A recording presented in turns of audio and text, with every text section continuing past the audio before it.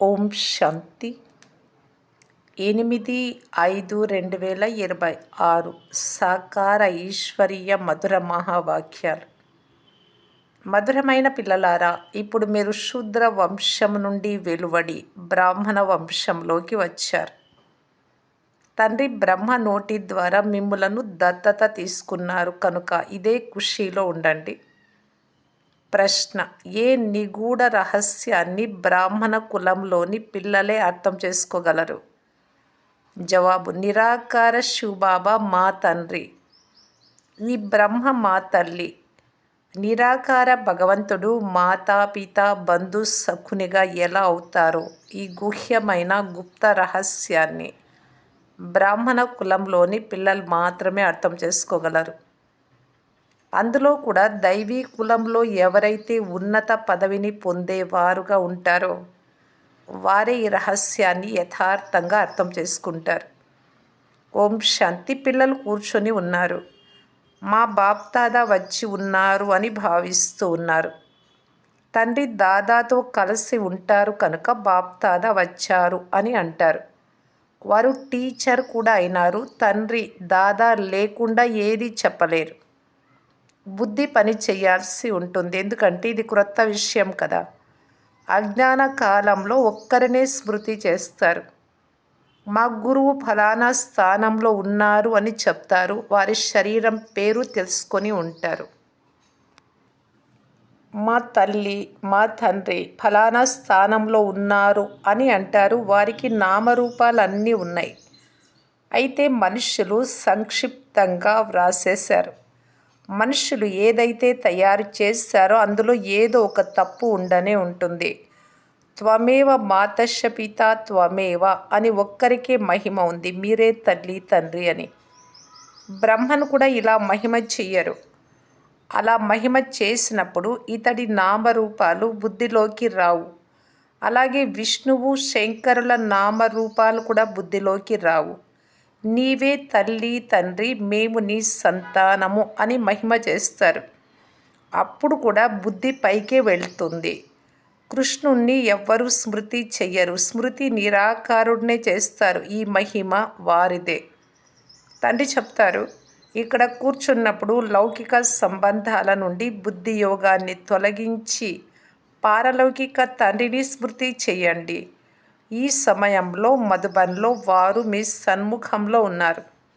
భక్తి మార్గంలో మహిమ చేయనప్పుడు పైకి చూసి మీరు తల్లి తండ్రి, హే భగవంతుడా అని స్మృతి చేస్తారు. భగవంతుడా అని అన్నప్పుడు శివలింగాన్ని కూడా స్మృతి చెయ్యరు. చిలుకలాగా ఊరికే పాడుతూ ఉంటారు. లక్ష్మీనారాయణలను కూడా అలా అన్నారు, ఎందుకంటే వారు మహారాజా మహారాణులు. వారి పిల్లలు మాత్రమే వారిని తల్లి తండ్రి అని పిలుస్తారు. బంధువులు కూడా అలా పిలవరు. భక్తులు పతిత పావన అని మహిమ చేస్తారు, కానీ శివలింగమై ఉంటారు అని బుద్ధిలోకి రాదు. కేవలం హే భగవంతుడా అని అలాగే అనేస్తారు. హే భగవంతుడా అని ఎవరన్నారో ఎవరిని అన్నారో ఏమీ తెలియదు. ఆత్మనైన నేను వారినే పిలుస్తూ ఉన్నాను అనే జ్ఞానం ఉంటే వారు నిరాకార పరమాత్మ అని అర్థం చేసుకుంటారు. వారి రూపమే శివలింగము అని అనుకుంటారు. యథార్థంగా ఎవ్వరూ తండ్రిని స్మృతి చెయ్యరు. వారి నుండి ఏ ప్రాప్తి కలుగుతుందో ఎప్పుడు కలుగుతుందో ఏమీ తెలియదు. మీకు కూడా ఇంతకు ముందు తెలియదు. ఇప్పుడు మీరు తండ్రి వారిగా అయ్యారు. శివబాబా మమ్ములను బ్రహ్మ ద్వారా తన పిల్లలుగా చేసుకున్నారు అని మీకు తెలుసు. ఈ బ్రహ్మ మీ తల్లి. ఈ బ్రహ్మ తల్లి ద్వారా శివబాబా దత్తత తీసుకున్నారు. ఈ సమయంలో మీకు బాగా తెలుసు, మేము నిరాకార శివబాబా సంతానము అని. సాకారంలో ప్రజాపిత బ్రహ్మ పిల్లలం. ప్రజాపిత బ్రహ్మ ద్వారా మనుష్య సృష్టిని తండ్రి రచిస్తారు. అలాగని ఏదో క్రొత్త సృష్టిని రచించరు. ఈ సమయంలో వచ్చి ఒడిలోనికి తీసుకుంటారు, దత్తత తీసుకుంటారు. ఇప్పుడు వారిని మాతాపిత అని అంటున్నారు కనుక శివుడు తండ్రి అవుతారు, బ్రహ్మ తల్లి అవుతారు. వారిని మాతాపిత అని అంటారు. తండ్రి బ్రహ్మ ద్వారా ఆత్మలైన మీరు నా సంతానమని అంటారు. ఆత్మ అంటే ఏంటో దానిని గురించి ఆత్మకు పరిచయం ఇస్తారు. ఆత్మ భృకుటి మధ్యలో ఉంటుంది, నక్షత్రంలాగా ఉంటుంది అని కూడా అంటారు. ఇంత తప్ప ఆత్మను గురించి ఇంకేమీ తెలియదు. ఆత్మ 84 జన్మలను అనుభవిస్తుంది అని చెప్పలేరు. ఆత్మ శరీరము ద్వారా పాత్రను అభినయిస్తుంది. భిన్న భిన్న నామ రూప దేశ కాలాలలో ఆత్మ ఒక శరీరాన్ని వదిలినప్పుడు పూర్తి పరివారమంతా మారిపోతుంది. ఎవరైనా దత్తు తీసుకున్నప్పుడు పరివారమే మారిపోతుంది. జన్మనిచ్చిన తల్లి తండ్రులు ఎవరో కూడా తెలిసి ఉంటుంది దత్తత అంటే. అయినా దత్తు తీసుకున్న వారి ఇంటికి చెందిన వారిగానే అయిపోతారు. ఇక్కడ మీరు శూద్ర వంశం నుండి బ్రాహ్మణ వంశంలోకి వచ్చారు. బ్రహ్మ తనువు ద్వారా మిమ్మలను శివబాబా దత్తత తీసుకున్నారు. మీరు బ్రాహ్మణ కులంలోకి వచ్చేసారు. ఈ విషయాలు శాస్త్రాలలో వ్రాయబడలేదు. ఇవి అర్థం చేయించడం జరుగుతుంది. వ్రాయడం ద్వారా ఎవ్వరూ అర్థం చేసుకోలేరు. మేము పరంపిత పరమాత్మ సంతానంగా అయ్యాము అని ఇప్పుడు పిల్లలైనా మీకు మాత్రమే తెలుసు. బ్రహ్మ తల్లి అయ్యారు. బ్రహ్మను ప్రజాపిత అని అంటారు. ఇతడి ద్వారా పిల్లలైన మిమ్ములను దత్తత చేసుకుంటాను. ఇవి ఎంత గుహ్యమైన విషయాలు సన్ముఖంలో తప్ప ఎవ్వరూ అర్థం చేసుకోలేరు. ఎవరైతే ఈ బ్రాహ్మణ కులం వారై ఉంటారో వారు మాత్రమే అర్థం చేసుకుంటారు. అలాంటి వారే దైవీ కులంలో ఉన్నత పదవిని పొందేవారుగా ఉంటారు. క్రొత్త వారు ఎవరి బుద్ధిలోనూ ఈ విషయాలు కూర్చోవు, వారి బుద్ధిలోనూ కూర్చోవు, ఎవ్వరికీ అర్థం కూడా చేయించలేరు. మీలో కూడా నంబర్ వార్ పురుషార్థానుసారం బుద్ధిలో కూర్చుంటాయి. త్వమేవ మాతశ్చ పిత అని మహిమ చేస్తారు. శివబాబానే స్మృతి చేస్తారు. తర్వాత మీరే మాతాపిత అని అంటారు. ఒక్క తండ్రి మాతాపితగా ఎలా అవుతారు? తల్లి తండ్రిగా. ఈ విషయాలను వేరెవ్వరూ అర్థం చేయించలేరు. ఎలాగైతే శాస్త్రాలలో వ్యాసుడు వ్రాసిన విషయాలను మనుషులు కంఠస్థం చేసేశారో అలాగే మీకు కూడా ఎవరో చెప్పారు, మీరు కూడా కంఠస్థం చేశారు అని అంటారు. క్రొత్త వారికి అర్థం చేసుకోవడం చాలా కష్టం. ఇక్కడ ఉండే వారు కూడా కొందరు ఎవరికైనా ఇంతగా అర్థం చేయించలేరు. మీరు ఆత్మలు, మీ తండ్రి పరంపిత పరమాత్మ బేహద్దు తండ్రే బేహద్ అనంతమైన వారసత్వమునిస్తారు. ఒకప్పుడు వారసత్వమునిచ్చారు. మళ్ళీ పునర్జన్మలు తీసుకుంటూ 84 జన్మలు పూర్తి చేశారు. ఇప్పుడు మళ్ళీ వారసత్వమునిచ్చేందుకు వచ్చారు. ఇది ఇతరులకు అర్థం చేయించడం ఎంత సహజం. నీవే తల్లి తండ్రి అని ఎవరిని అంటున్నారో ఇది ఆలోచించాల్సిన విషయం కదా. బ్రహ్మ ద్వారా దత్తత తీసుకుంటారు. మళ్ళీ తల్లి కూడా తప్పకుండా కావాలి. ఎవరైతే అనన్య పిల్లలుగా ఉంటారో వారికి డ్రామా ప్లాన్ అనుసారం జగదంబ అనే బిరుదు ఇవ్వడం జరుగుతుంది. పురుషుణ్ణి జగదంబ అని అనలేము. ఇతడిని జగత్పిత అని అంటారు. ఇతడిని ప్రజాపిత అని కూడా అంటారు. ఈ పేరు ప్రసిద్ధమైనది, మంచిది. మరి ప్రజా మాత ఎక్కడ? కనుక మాతను దత్తు తీసుకోవడం జరుగుతుంది. ఆది దేవుడు ఉన్నాడు, ఆది దేవిని నియమించడం జరుగుతుంది. జగదంబ ఒక్కరే, మహిమ వారిదే. జగదంబకి ఎన్ని మేళాలు జరుగుతాయి, కానీ వారి కర్తవ్యాన్ని గురించి ఎవ్వరికీ తెలియదు. కలకత్తాలో కాళికాదేవి మందిరం ఉంది. బాంబేలో కూడా జగదంబ మందిరం ఉంది. అయితే వారి ముఖాలు వేరువేరుగా ఉన్నాయి. జగదంబ ఎవరు ఇది ఎవ్వరికీ తెలియదు. వారిని భగవతి అని కూడా అంటారు. ఇప్పుడు జగదంబను భగవతి అని అనేందుకు వీలు లేదు. ఆమె బ్రాహ్మణి, జ్ఞానేశ్వరి. ఆమెకు తండ్రి నుండి జ్ఞానం లభించింది. మీరంతా జగదంబ సంతానం. జ్ఞానాన్ని విని మళ్ళీ వినిపిస్తారు. ఇదే మీ వృత్తి. మిమ్మల్ని ఈశ్వరుడు చదివిస్తూ ఉన్నారు. ఏ మనుష్యులు చదివించడం లేదు. ఈ బ్రహ్మ కూడా మనిషే. మనుష్యులు ఎవ్వరినీ పావనంగా చేయలేరు. మనుషుల బుద్ధి ఎంత మందగించింది అంటే ఏమీ అర్థం చేసుకోలేరు.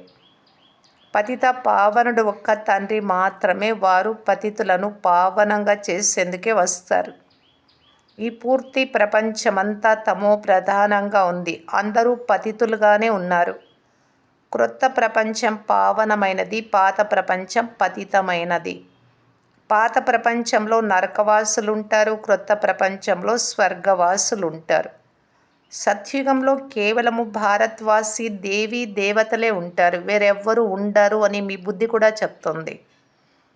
ఇప్పుడు పిల్లలైనా మీకు ఈ జ్ఞానం లభించింది. నూతన ప్రపంచంలో మొదట సూర్యవంశీ దేవతలుండేవారు, తర్వాత చంద్రవంశీయులుగా అయ్యారు. సూర్యవంశం గడిచిపోయింది. చంద్రవంశం తర్వాత మళ్ళీ వైశ్యవంశం వస్తుంది. తప్పకుండా ఒకప్పుడు లక్ష్మీనారాయణల రాజ్యం ఉండేది. మంచిది. వారికి ముందు ఏముండేది ఇది ఎవ్వరికీ తెలియదు.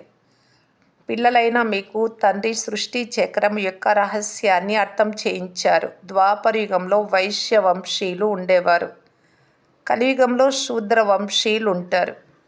ఇప్పుడు మనం బ్రాహ్మణులుగా అయ్యామని మీకు తెలుసు. మిమ్ములను తండ్రి తన వారిగా చేసుకున్నారు, అనగా శూద్ర ధర్మం నుండి దేవతా ధర్మంలోకి బదిలీ చేశారు. ఇప్పుడు సూర్యవంశీయులు చంద్రవంశీయులు లేనే లేరు. లక్ష్మీనారాయణల రాజ్యము లేదు, రామరాజ్యము లేదు. ఇప్పుడు ఇది కలియుగాంతం. కలియుగం తర్వాత సత్యుగం తప్పకుండా వస్తుంది. కలియుగంలో ఈ పాత పతిత ప్రపంచం ఉంది. అత్యంత దుఃఖితులుగా ఉన్నారు. అందుకే దేవతల ముందు తల వంచి మహిమను గానం చేస్తారు. మంచిది. లక్ష్మీనారాయణలకి రాజ్యాన్ని ఎవరు ఇచ్చారు? చెప్పగలిగిన వారు ఎవరైనా ఉన్నారా? ఎవరి ఆలోచనలలోనూ ఉండదు. ఎందుకంటే కలియుగం ఇంకా చిన్న బిడ్డ అని, ఇంకా 40,000 సంవత్సరాలు ఉన్నాయి అని బుద్ధిలో ఉంది కనుక ఈ ఆలోచనే వారికి రాదు.